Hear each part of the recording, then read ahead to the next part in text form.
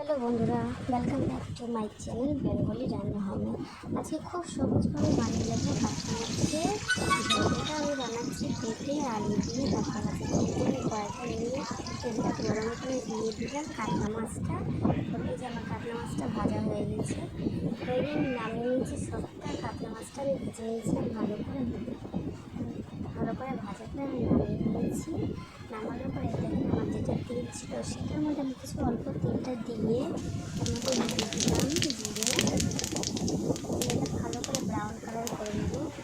করার পরে এর মধ্যে অ্যাড করবো আগে দিয়ে কাটা পেঁয়াজগুলো। নিজের পেঁয়াজটা আগে দিয়ে কেটে নিয়েছিলাম, সেটাও ভালো করে ভেজে নেব, ব্রাউন কালার করে নেবো। তারপরে অ্যাড করবো আগে দিয়ে আমার আলু আর পেঁপে কাটা ছিল, সেটা আমি ভালো করে ভেজে নেব।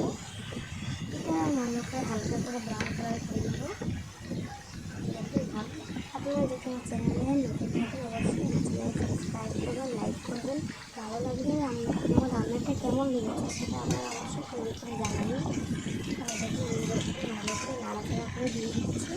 দেখে পাচ্ছি আপনারাও এইভাবে করবেন। তারপর এই সেকেন্ডটা হয়ে গেলে তার মধ্যে অ্যাড করে দেবো আগে দিয়ে টমেটো, আদা লঙ্কাটা আগে দিয়ে বাটা ছিল সেটা আমি এটার মধ্যে অ্যাড করে দিয়েছি। এটাকে ভালো করে নাড়াচাড়া দিয়ে দেবো।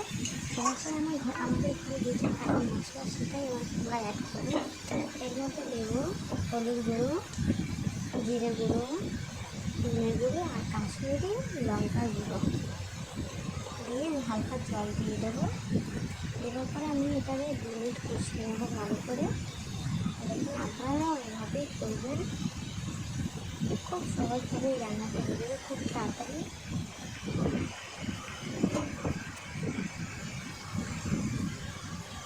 জলটা দিয়ে ভালো করে আমি কষিয়ে নেবো দিয়ে।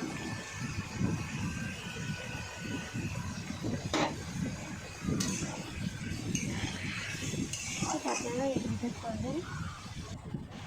কষিয়ে নিয়েছি, কষানোর পরে আমি এটার মধ্যে দিয়ে দেবো 1.5 গ্লাস জল। আপনারা আপনাদের মতো দিয়ে দেবেন। আমি কিন্তু এক গ্লাসের মধ্যে 1.5 গ্লাস জল দেওয়ার পরে এখানে আমি ভালো করে ঢেকে ফুটিয়ে নেবো 5 মিনিট।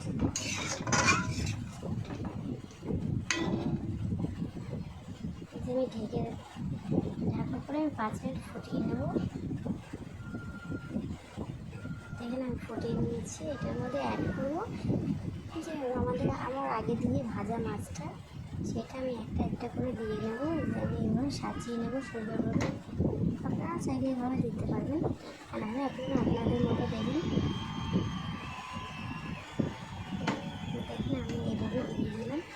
এটা আমার জাস্ট সুবিধা হচ্ছে, সেই জন্য আমি দিয়ে দিয়েছি।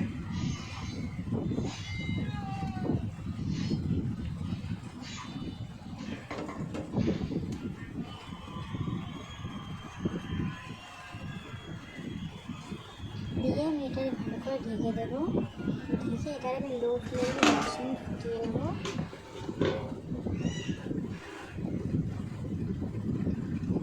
মিডিয়ামে দেবেন, লো বললাম সরি, মিডিয়ামে দিয়ে ফুটিয়ে নিয়েছি। দেখেন এইভাবে পুরো আলুটা যখন সিদ্ধ হয়ে যাবে আপনারা 2 বা 3টে আলুটারে ভেঙে দেবেন। না হলে যে আমাদের যে গ্রেভিটা জল জল থাকে সেটা আলুটা ভাঙার পরে এইটা মানে ঘন হয়ে যাবে। সেই জন্য এই দুটো ভেঙে দিলাম। ওই 2-3টে আলুটা ভেঙে দিয়েছি। ভাঙার পরে আপনারা 5 মিনিট ফুটিয়ে নামিয়ে নেবেন। আমাদের রেডি হয়ে গেছে এই কাতলা মাছের ঝোল পেঁপে আলু দিয়ে। অবশ্যই আপনারা জানাবেন, আমার চ্যানেলটারে সাবস্ক্রাইব করবেন, কেমন হয়েছে সে রান্নাটা কমেন্ট করে জানাবেন।